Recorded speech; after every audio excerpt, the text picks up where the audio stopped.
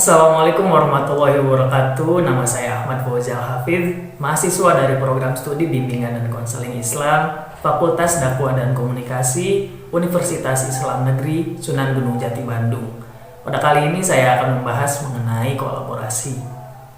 Kolaborasi dapat diartikan sebagai kerjasama dengan satu orang atau lebih untuk menyelesaikan atau membentuk suatu hal dengan cara mengembangkan ide atau proses tertentu yang disepakati. Kolaborasi terjadi ketika dua orang atau lebih bekerja sama menuju tujuan bersama yang dapat menguntungkan, baik itu perorangan, sebuah usaha, atau bahkan sebuah daerah tertentu. Dengan berkolaborasi pastinya kita akan dapat menemukan manfaat. Seperti yang pertama, membantu memecahkan masalah.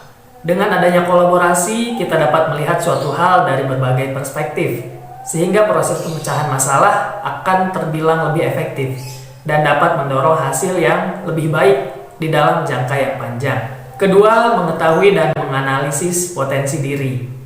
Kolaborasi menghasilkan sifat kolaboratif, sehingga kita dapat menganalisis potensi dan juga kelemahan yang ada di dalam diri kita. Dengan berkolaborasi, kita dapat mengeluarkan potensi terbaik diri dan mengidentifikasi bagian mana yang memerlukan bantuan dari orang-orang dengan keahlian yang berbeda. Ketiga, saling berbagi ilmu.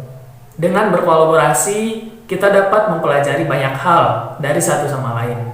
Hal tersebut dapat menstimulasi diri kita untuk dapat berkembang dengan lebih baik lagi.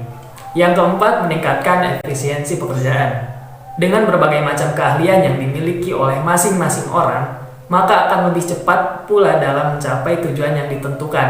Setiap orang dapat bekerja pada bidang yang sesuai dengan keahliannya. Untuk membentuk sebuah kolaborasi yang efektif, tentunya dibutuhkan beberapa skill tertentu seperti kemampuan berkomunikasi yang baik, menghargai perbedaan, juga kecerdasan emosional yang akan diuji ketika proses kolaborasi berlangsung. Selain itu, kolaborasi juga memerlukan langkah-langkah pasti dalam mencapai tujuannya. Langkah-langkah tersebut yang pertama, menetapkan goals atau tujuan. Sebelum memutuskan untuk berkolaborasi, terlebih dahulu kita siapkan goals atau tujuan yang akan dicapai. Kemudian yang kedua, menentukan antara kolaborasi terbuka atau kolaborasi tertutup. Penentuan jenis kolaborasi ini disesuaikan dengan goals atau tujuan yang akan dicapai. Kalau misalkan mau banyak ide dan gagasan yang baru, tentunya kita memerlukan kolaborasi terbuka.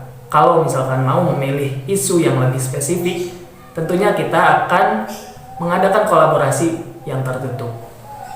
Kemudian ketiga, melibatkan orang yang tepat. Tahap ini sangat penting jika kita ingin menggunakan kolaborasi tertutup, karena jenis kolaborasi ini menuntut untuk memilih orang-orang dengan kemampuan yang lebih spesifik. Keempat, meyakinkan orang untuk terlibat. Coba beritahukan kepada orang yang akan kita ajak berkolaborasi mengenai tujuan dan benefit apa saja yang akan didapatkan dari kolaborasi tersebut. Kelima dan yang terakhir, mengedepankan sifat kolaboratif. Saat memutuskan berkolaborasi, kita harus siap untuk bersifat kolaboratif. Kita perlu memiliki kemampuan berbicara dan mendengar, menghargai perbedaan, dan peka terhadap situasi. Sekian yang dapat saya sampaikan mengenai kolaborasi. Kurang dan lebihnya mohon maaf. Semoga bermanfaat.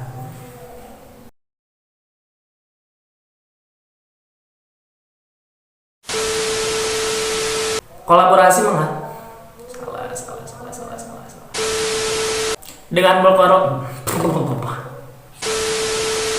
ada banyak sekali perspektif,